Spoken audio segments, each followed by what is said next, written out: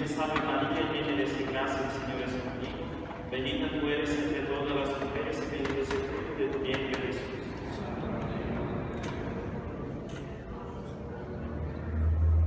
En nombre del Padre, del Hijo y del Espíritu Santo. Amén.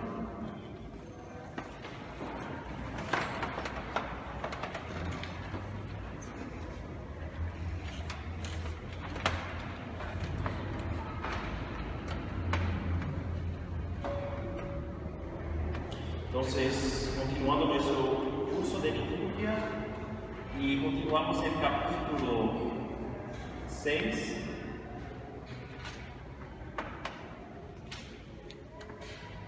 Las fuentes de las fórmulas litúrgicas.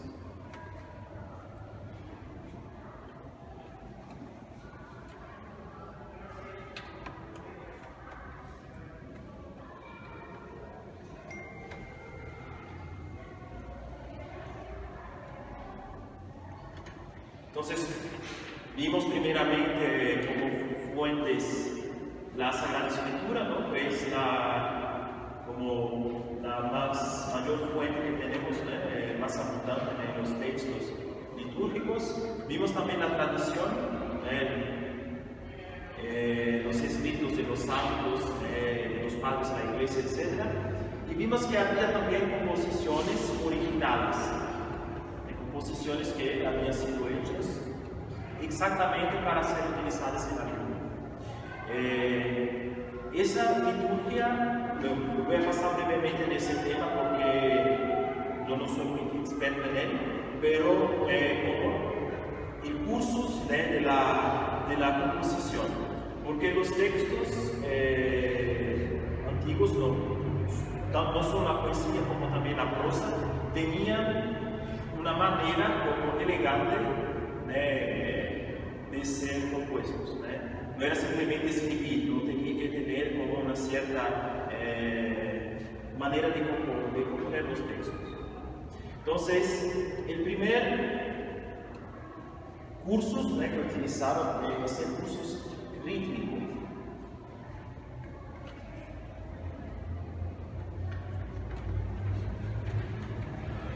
Ese cursus rítmico se originó en Grecia, en la región de África. Fue introducido en la prosa latina por Cícero. Es un cursus que es muy utilizado por los textos compuestos por los papas San León y San Gregorio Magno. Entonces, un ejemplo de ese cursus con la oración Deus, es la oración que el Padre dice cuando bendice el agua para poner en el cáliz, en el ofertorio. Entonces, Deus y humane substancia divitatem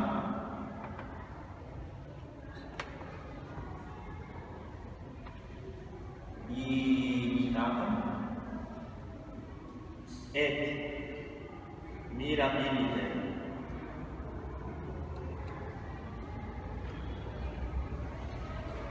condivisti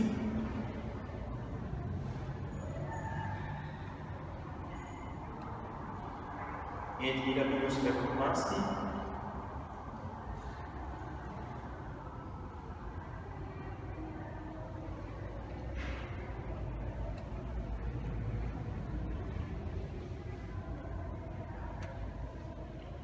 dar quais são os nomes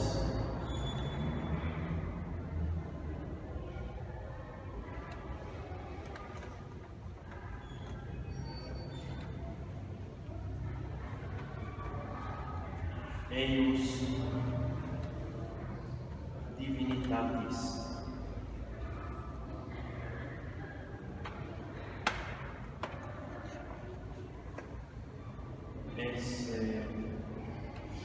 consortes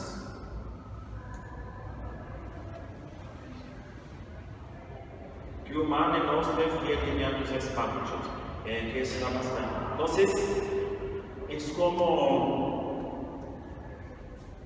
hay una manera, es la oración que se dice. Entonces hay una manera como de componer el texto de esa manera, como, vamos a decir algo así, de poner frases más largas y acortar, luego terminar la oración con frases más largas. Entonces, es una manera, no es como la más antigua que tenemos de composición de los textos.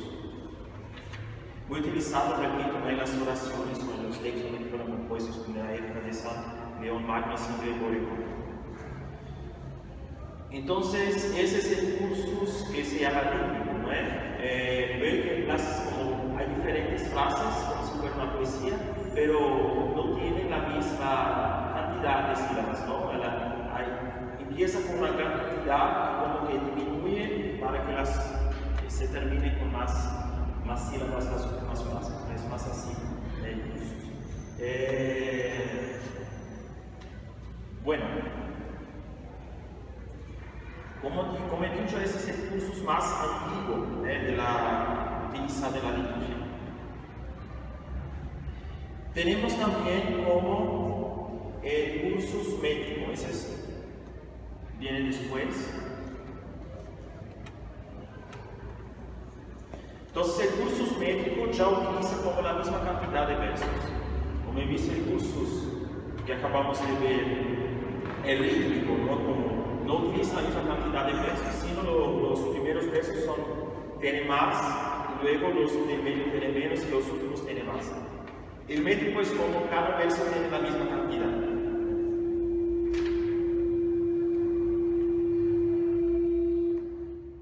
La misma cantidad de versos, fue inaugurado por Isócrates y adoptado por Demóstenes y Cícero. Bueno, eso no tiene. Ahora, un ejemplo de eso es como la composición de la postcomunión de Pascua Spiritu Nobis Domine.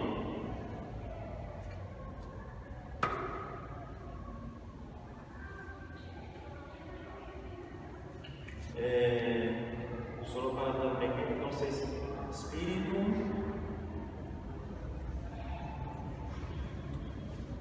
Nobis Domine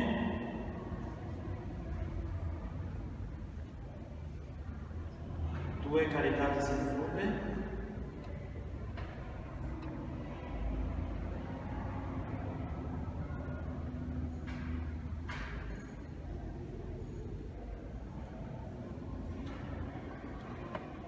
ut vos sacramentis pascalibus saciasti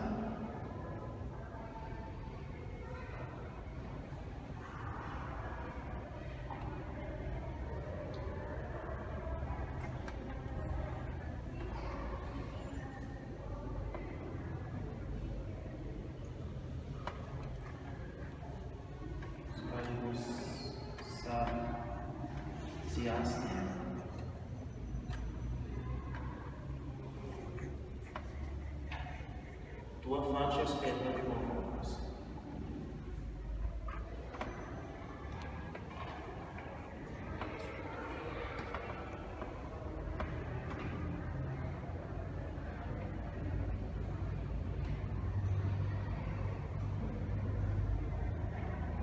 Es necesario poner todo el texto.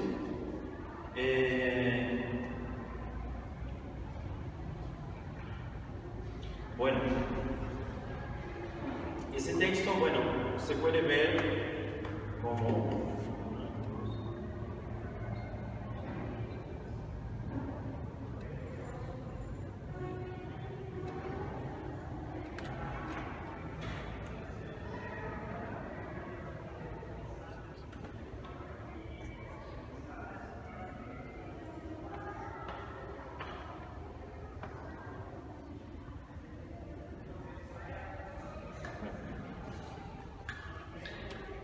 no es todavía como, no es como una poesía que la metrificación está perfecta, pero la idea es que las sílabas como tienen más o menos la misma cantidad.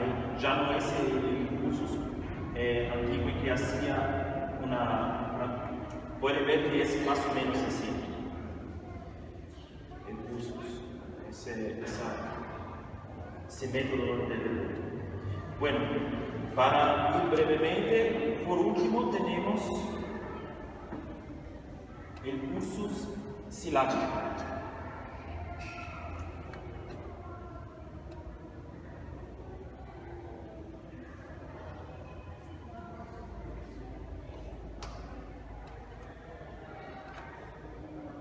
Entonces, el curso silábico es determinado por el acento tónico, el acento de intensidad como en las lenguas europeas modernas y no de altura como el latín clásico. Bueno, ese es solo un resumen, yo no soy experto en ese tema para profundizar, pero ese curso consiste en una regulada sucesión de sílabas fuertes o acentuadas y de sílabas francas. Bueno, es un juego, ¿no?, entre sílabas francas y fuertes, ¿no?, tónicas y átonas. Muchas veces es enriquecido con las más. Un ejemplo de ese es de composiciones medievales como el Dies Irae y el Stabat Mater. A partir del siglo XVI, el cursus, elemento tan necesario a la belleza de la prosa, fue abandonado por completo.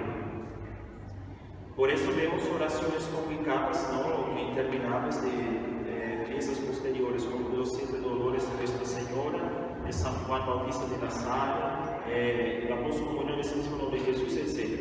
Entonces, a partir de la Edad Moderna, ¿no?, esa manera de construir las frases en cursos, ¿no?, como organizando en la cantidad de sílabas, ya dejó de existir, ¿no?, como a componer simplemente escribiendo, ¿no?, en la oración, ¿no?, sin se preocupar en esa como poesía. Y eso se ve en las oraciones más presentes del Misal Romano o del Breviario, que son muy largas o que tienen eso se ve, por ejemplo, si se ve en la oración de la misa. Bueno, ya no es de la Edad Moderna, pero ya es un ejemplo de la época en que ya está en crisis, ¿no?, esa manera de construir cursos. De la oración antes de la bendición final de la misa, que el sacerdote dice en secreto, Placativi Sancta Trinitas, y ya no es muy fácil de decir. Cada vez que el sacerdote dice, pero es complicado, no es muy fluida. Placativi Sancta Trinitas, observus adito Cristo et present. Es como, hay muchas como comas y frases que están entre esas comas, es difícil, ¿no?, de proferirlas, ¿no?, como de manera así elegante. Bueno, aquí está para el cursus, ¿no?, para la manera de componer. Entonces, por último, vamos a ver los textos preexistentes para terminar ese punto.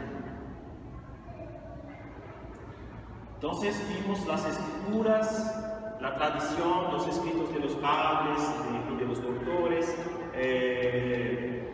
vimos las composiciones originales que fueron hechas para la liturgia, y ahora con los textos que ya existían y que fueron empleados y asumidos en la liturgia, esos son los textos preexistentes.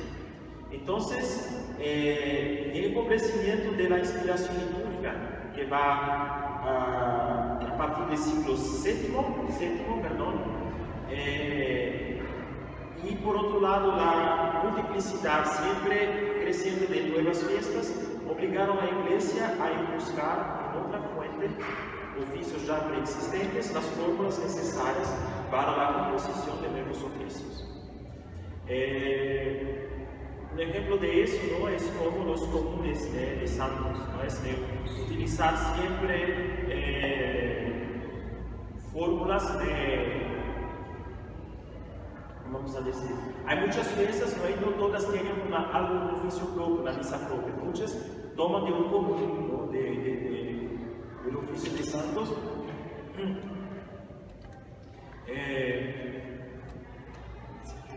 De manera que podemos ver ciertas misas varias veces al año, ¿no?, de ciertas fiestas, ¿no?, ciertos introitos, ciertos que se repiten al año.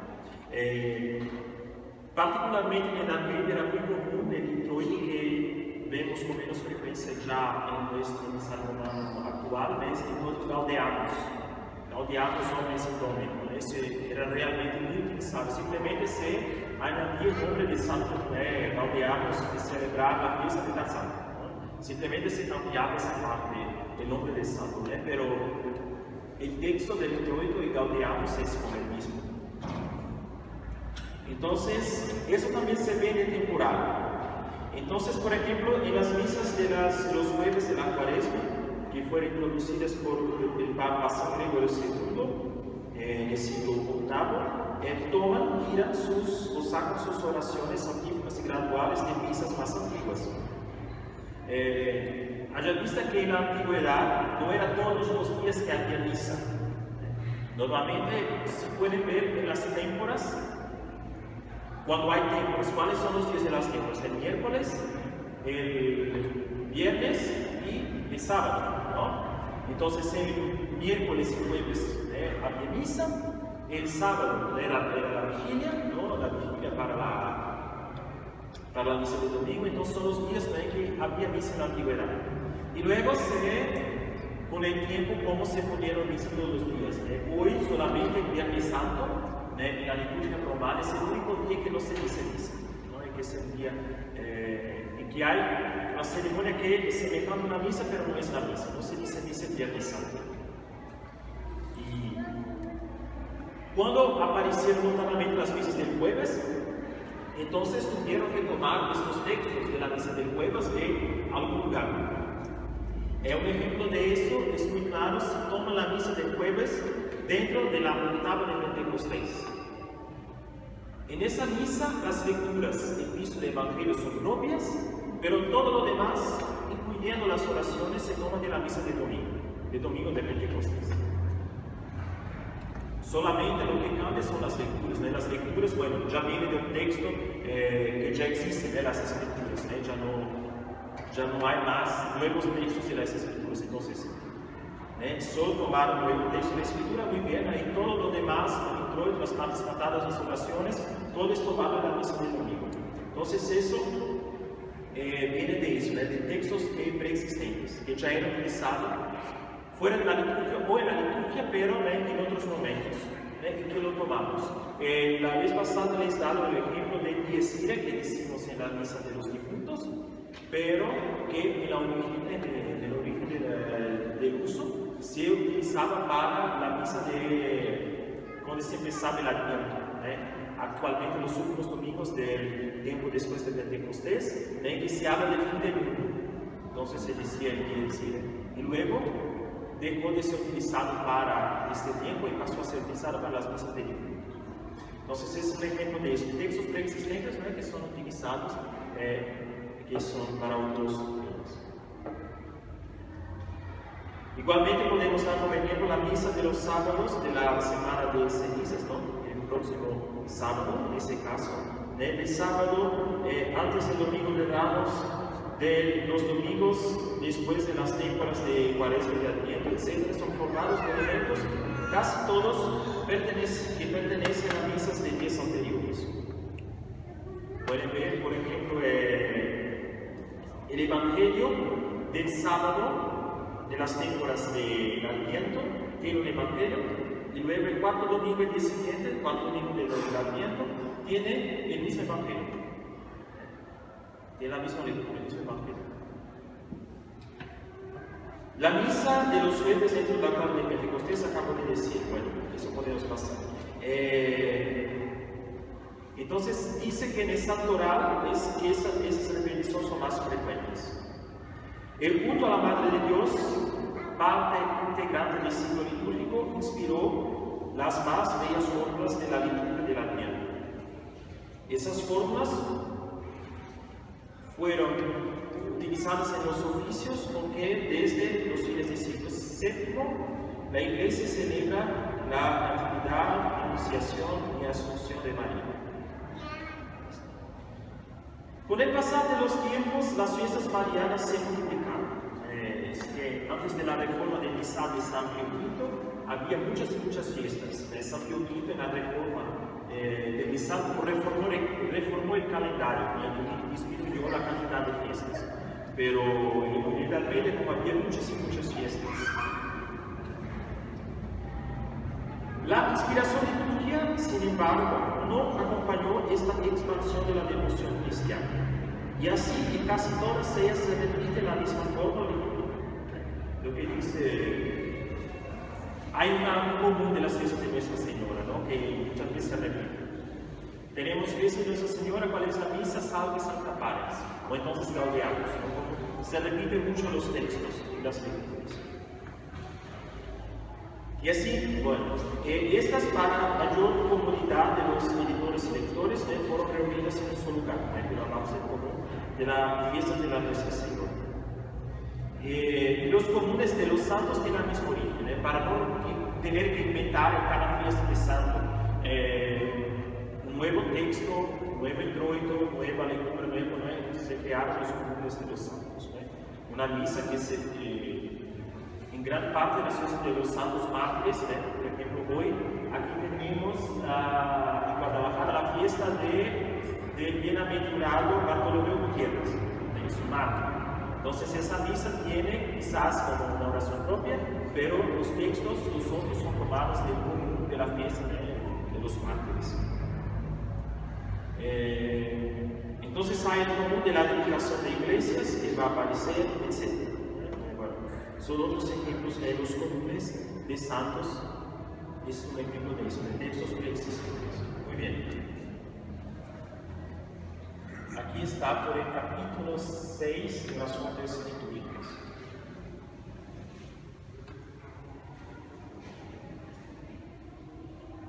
Debemos empezar el capítulo 7 como la elección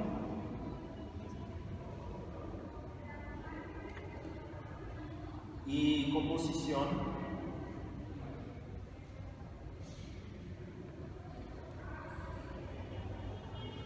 de las fórmulas litúrgicas.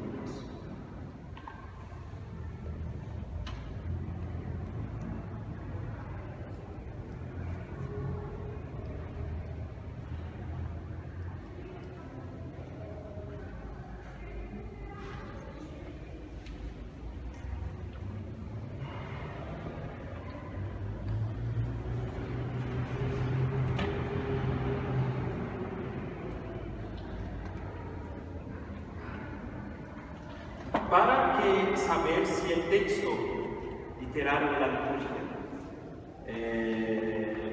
para tomar conocimiento de ese texto no basta nombrar, distinguir y clasificar las formas litúrgicas.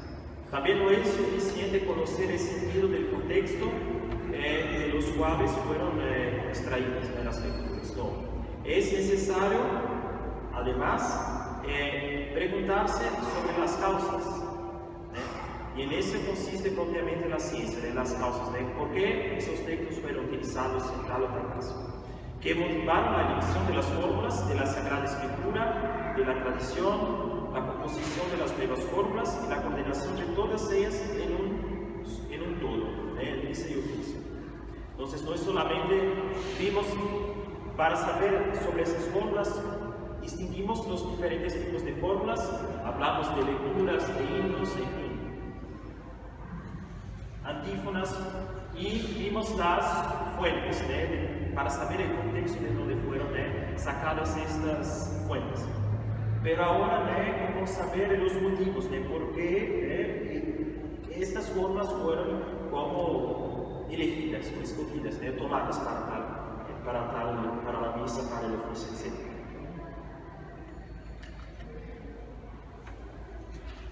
Entonces, cada día la liturgia es como un nuevo templo, magnífica basílica con atrio, naves, ábside, arco triunfal, etc.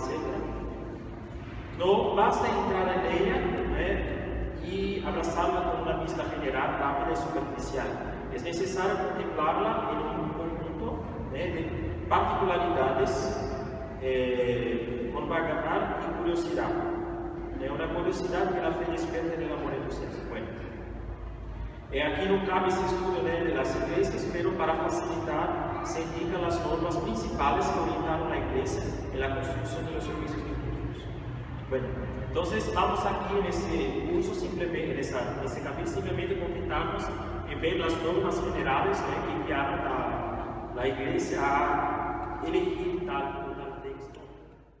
Las escrituras son como el centro de los textos, de la trama principal de la liturgia. Entonces, de los textos es la fuente la más abundante.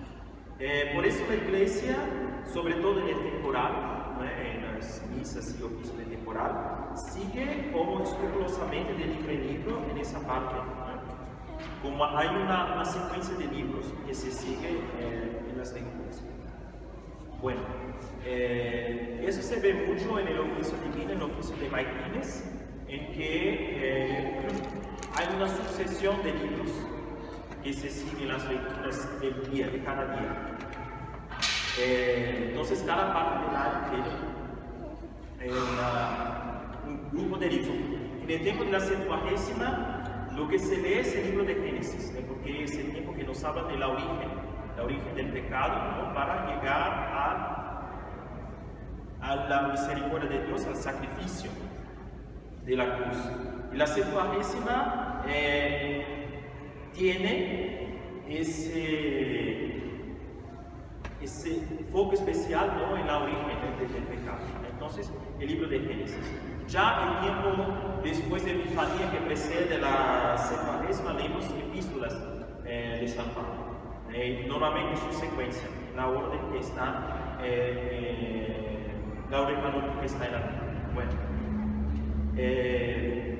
a veces este ciclo como es un poco interrumpido, ¿no? Porque para dejar centrarse en el misterio. Es el caso del libro de Isaías, ¿no? Que va a ser que es leído en el Adviento. Bueno, es como ese libro de Isaías puesto ahí como no sigue la secuencia de libros a lo largo del año, pero está Isaías como el gran profeta de la venida de Cristo, entonces es más propio que la Adviento. Igualmente el profeta Jeremías, que se lee en el tiempo de la pasión, porque el profeta Jeremías, ¿no? Es aquel que va a hablar del siervo no sufridor, aquel que sufre, ¿no? Entonces es más propio a la pasión. Pero en general, a lo largo del año, sí hay una secuencia de libros que se siguen. Bueno, la Biblia, primeramente la misa.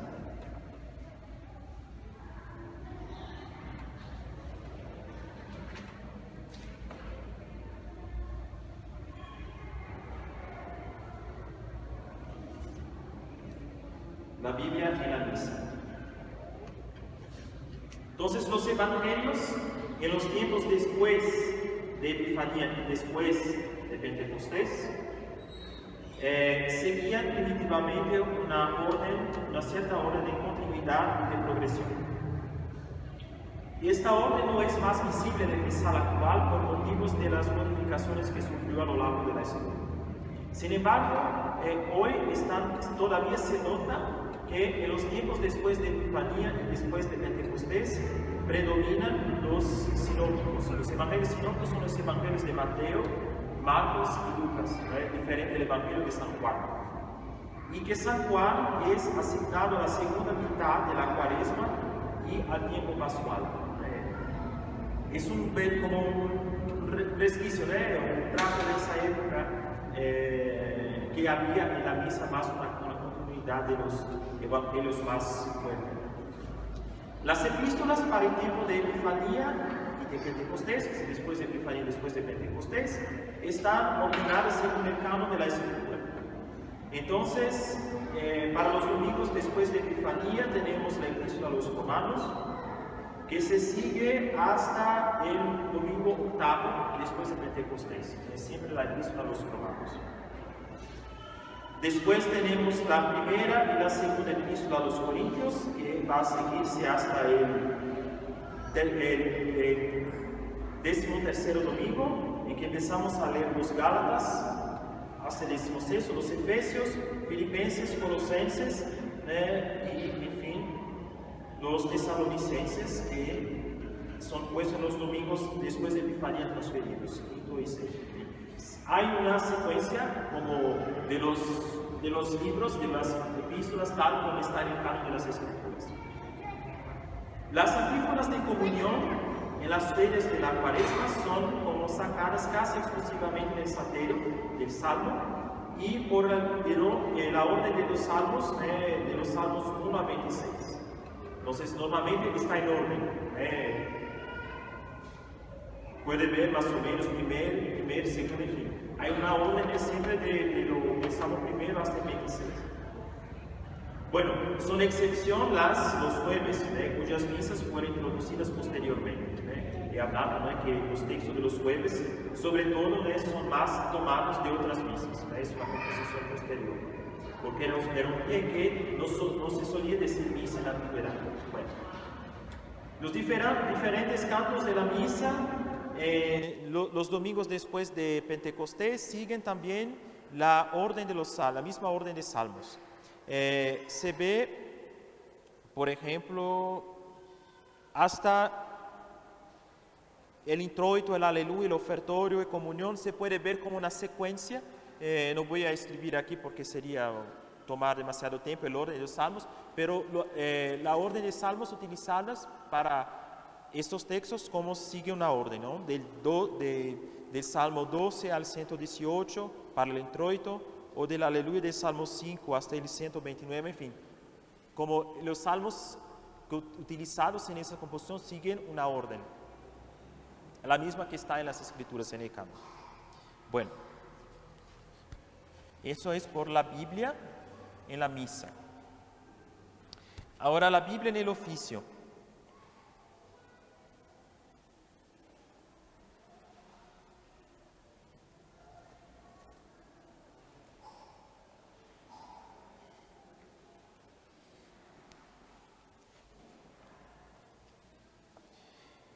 En el oficio, más que en la misa, el canon de las Escrituras es seguido religiosamente en la distribución de los salmos y lecturas.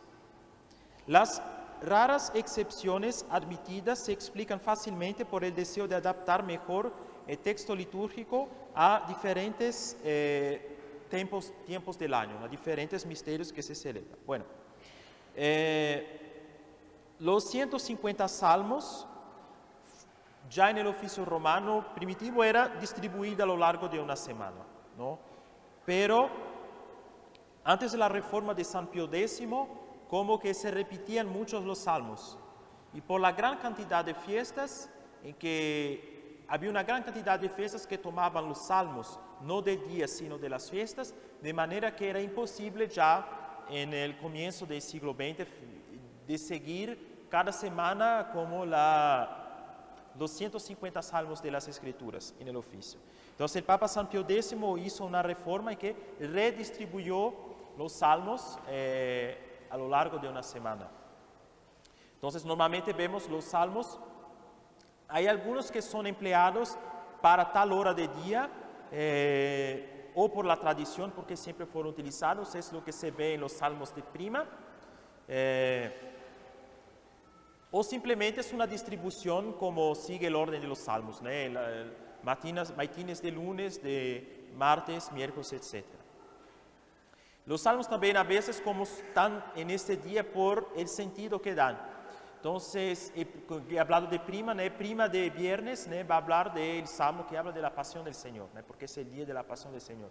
Entonces, a veces sí, ¿no? Como está ahí, porque se adapta mejor a esos días. Pero en general hay una distribución como del primero al último, a 150, que se sigue. Para los oficios de laudes y completas fueron elegidos los que mejor traducen los sentimientos inspirados por el nacer y como el acto de nacimiento y de muerte del día, ¿no? Como el comienzo y fin del día, a lo mejor, ¿no? Es mejor decir así. Un ejemplo es que el último salmo de laudes siempre es un salmo que empieza siempre por la palabra laudate o lauda, ¿no? De dónde viene el nombre laudes, ¿no? Alabanzas, ¿no? Siempre como alabad o alaba, ¿no? Siempre empieza así los salmos. El último, el quinto el cuarto, porque antes tiene el cántico. Entonces, el último salmo del oficio de laudes. Igualmente, el oficio de completas, los salmos fueron elegidos por tener el sentido del fin del día. Son las que más se adaptan a esa cuestión de estamos terminando el día. Los otros siguen una orden numérica en sus series. La primera del 1 al 108 están en los oficios de maitines y horas menores, y la segunda de 109 a 144 es reservada para el oficio de vísperas. Bueno.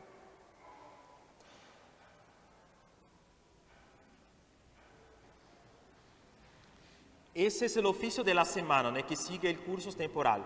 Pero el oficio del santoral, de los santos, de las fiestas de santos cuando tienen salmos propios, normalmente las fiestas más importantes, como de primera, segunda clase, etc., son modelados por el oficio del domingo en general. Bueno, cuando se utiliza, un ejemplo de eso, los salmos de fiesta para una fiesta, entonces los salmos de laudes se toman de laudes del domingo, y los salmos también de prima, tercia, sexta, nona y completas también se toman del domingo.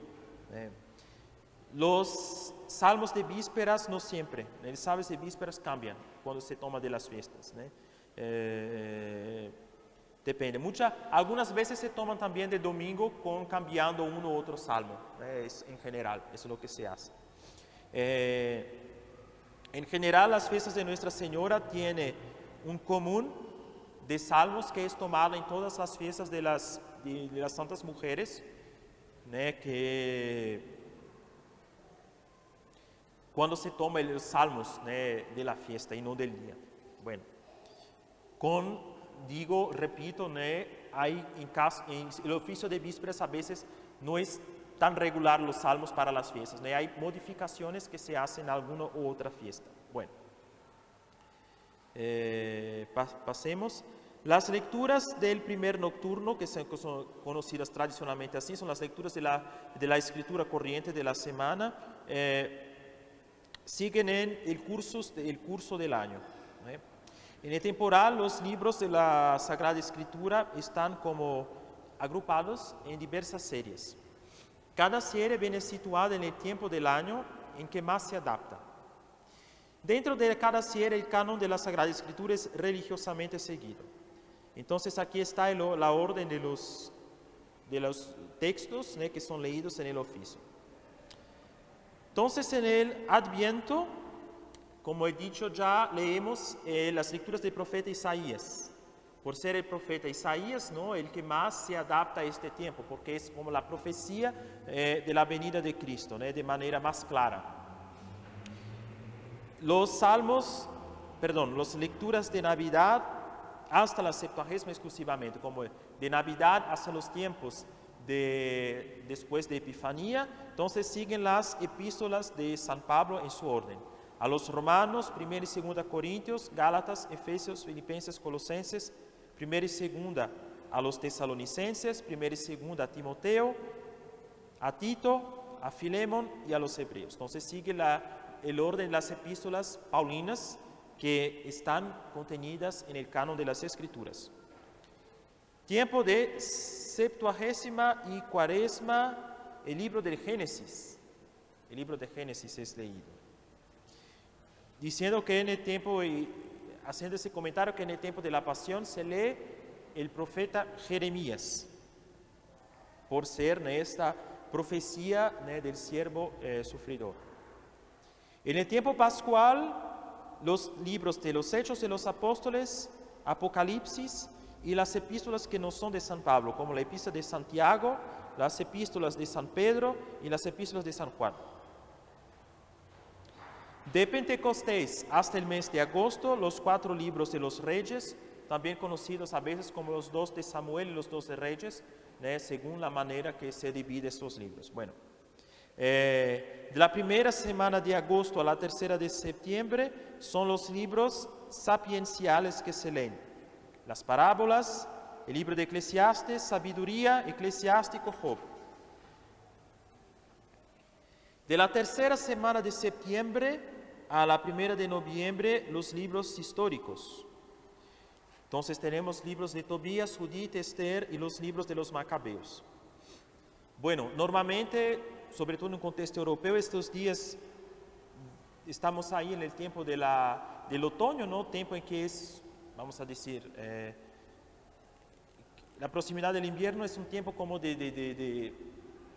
como más de trabajo, ¿no? de lucha. Entonces el texto de los Macabeos, ¿no? de las persecuciones antiguas, ¿no? en el tiempo del Antiguo Testamento, ¿no? se emplea en este contexto.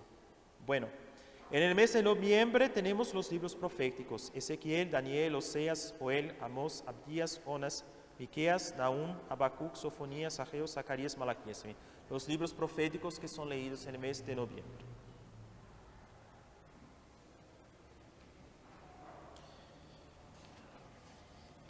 Tercer punto, casos especiales.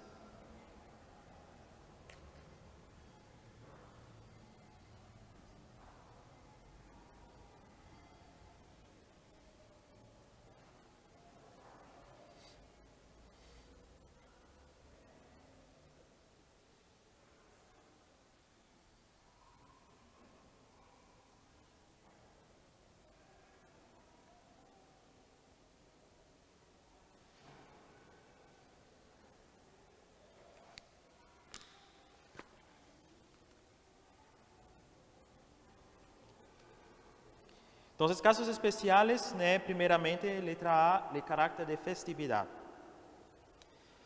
La celebración de los misterios de Jesús, reunidos alrededor de Navidad, de Pascua, los dos polos del año litúrgico.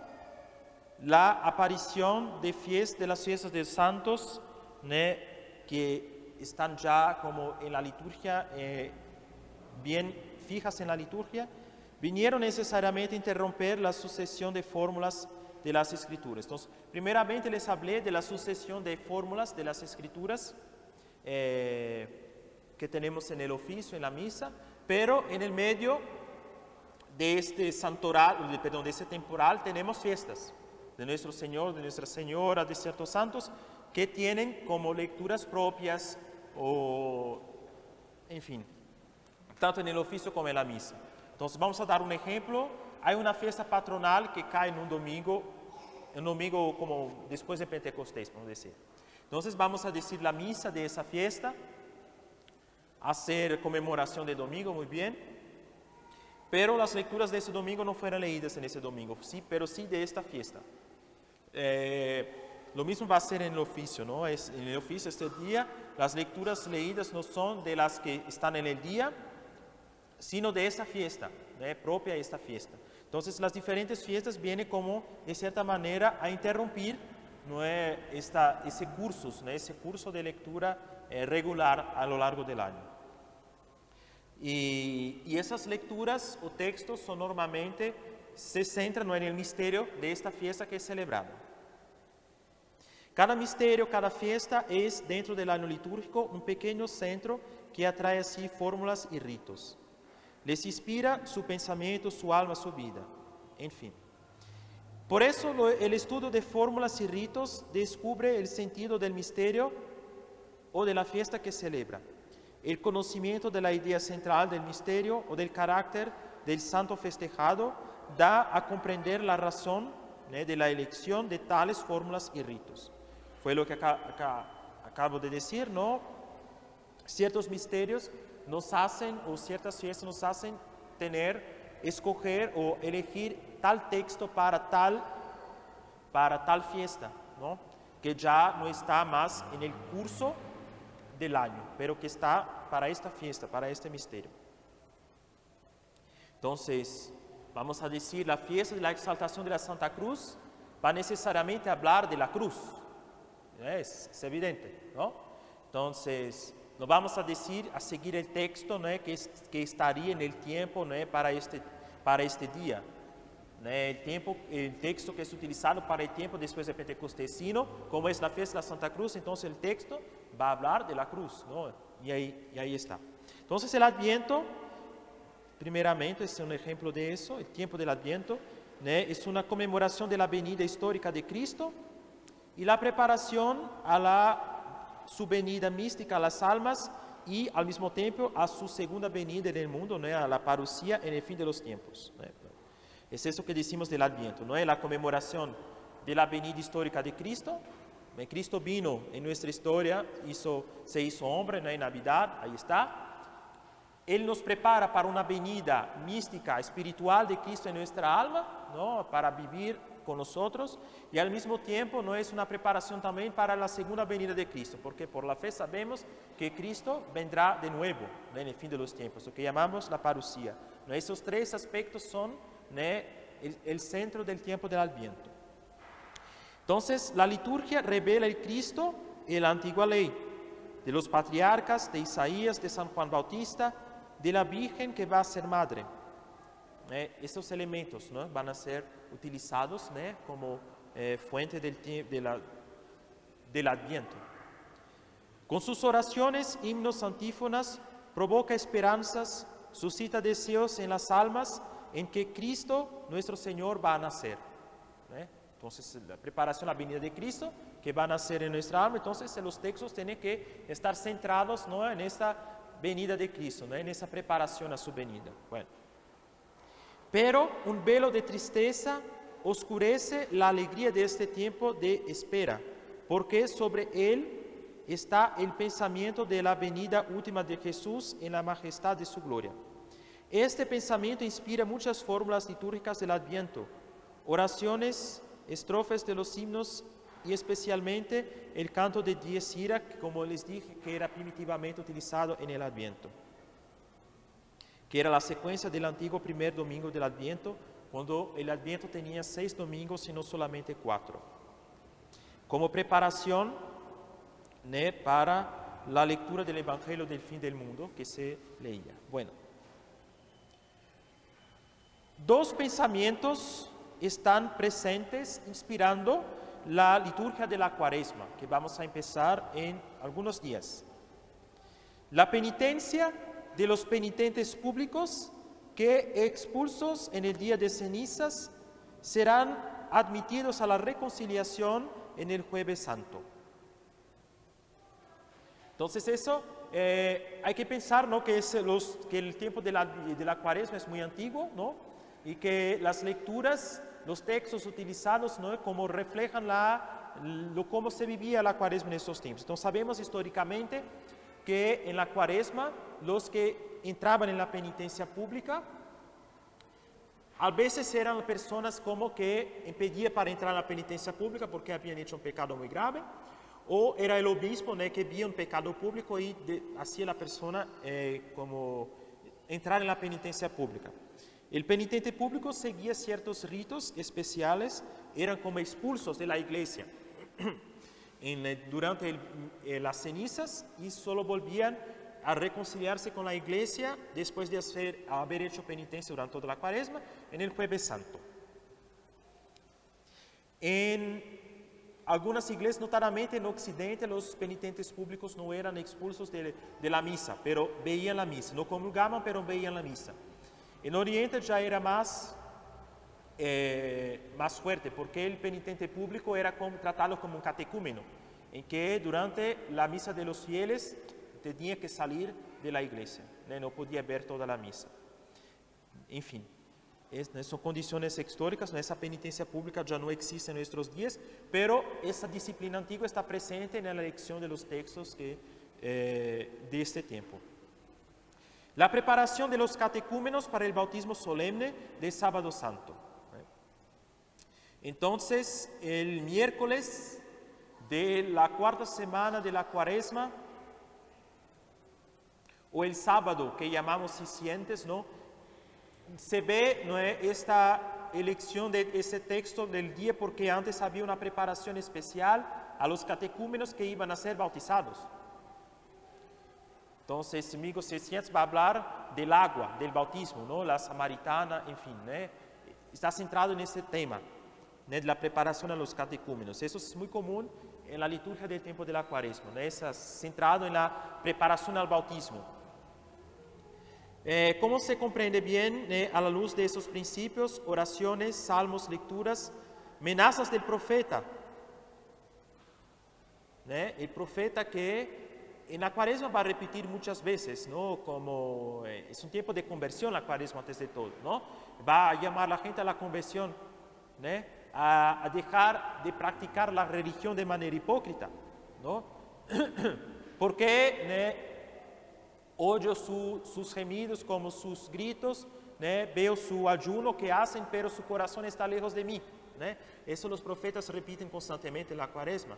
Yo no quiero ese tipo de religión, no quiero ese tipo de práctica, ¿no? En que ustedes van a ayunar, pero después no van a convertirse, no van a hacer, va a hacer lo que quieren.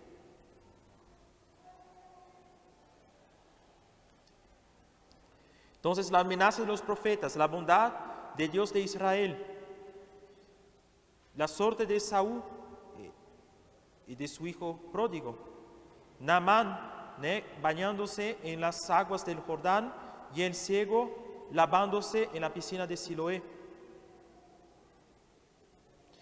la mujer adúltera, la samaritana, la pecadora de Magdala, las resurrecciones operadas por Eliseo, por Jesús, etcétera, etcétera. Son temas que estarán frecuentes en la Cuaresma, y fue la Iglesia tuvo una intención de utilizarlos para la Cuaresma. El tiempo después de Epifanía y de Pentecostés es la imagen de la vida de la Iglesia que se va como progrediéndose. Sin salir del vigor de la juventud, vivifica por las instrucciones en parábolas del Maestro nuestro Señor y las lecciones morales de los apóstoles. Entonces, el tiempo de la Epifanía y Pentecostés está más centrado, ¿no?, en esta instrucción del Señor por las parábolas, por los milagros que hizo, etc. Y los enseñamientos morales de los apóstoles en las epístolas. Es lo que se ve en los tiempos en ornamentos verdes, ¿no? Enseñamientos del Señor y de los apóstoles, en la epístola y evangelio. Si pasamos las solemnidades de Jesús, es fácil ver cómo en Navidad, Epifanía, Pascua, Ascensión, Corpus Christi, Sagrado Corazón, todas las fórmulas litúrgicas concurren a dejar en relevo, como en destaque, la idea central del misterio celebrado. Bueno, en el santoral, la liturgia también busca sublinear, poner en evidencia este carácter distintivo de la personalidad de cada santo. Entonces podemos ver que en ciertas fiestas en que hay lecturas propias, las lecturas como que están centradas en la vida de este santo, ¿no? El santo fue conocido por haber abandonado las riquezas y haber seguido al Señor en la pobreza. Entonces vamos a poner el evangelio en que Jesús dice, deja todo lo que tienes y sígueme. O un santo, ¿no?, que fue conocido por haber ayudado a los enfermos en los hospitales. Entonces la lectura va a hablar de Jesús que cura a un enfermo. Entonces las lecturas también son escogidas o elegidas para representar la vida de este santo. Que antes de todo, vamos a decir, la santidad es una imitación, ¿no?, de nuestro Señor Jesucristo, ¿no? Alguien que imitó en su vida la vida de Cristo, ¿no? Entonces, de asociar esa vida de Cristo a lo que hizo a la vida del santo, ¿no? Es eso que quiere la Iglesia en la liturgia del santoral.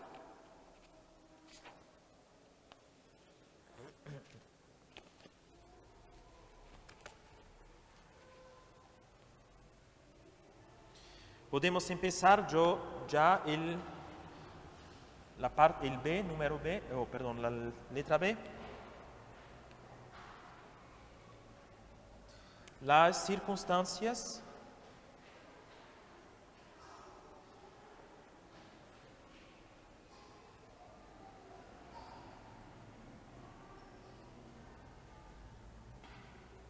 históricas y topográficas.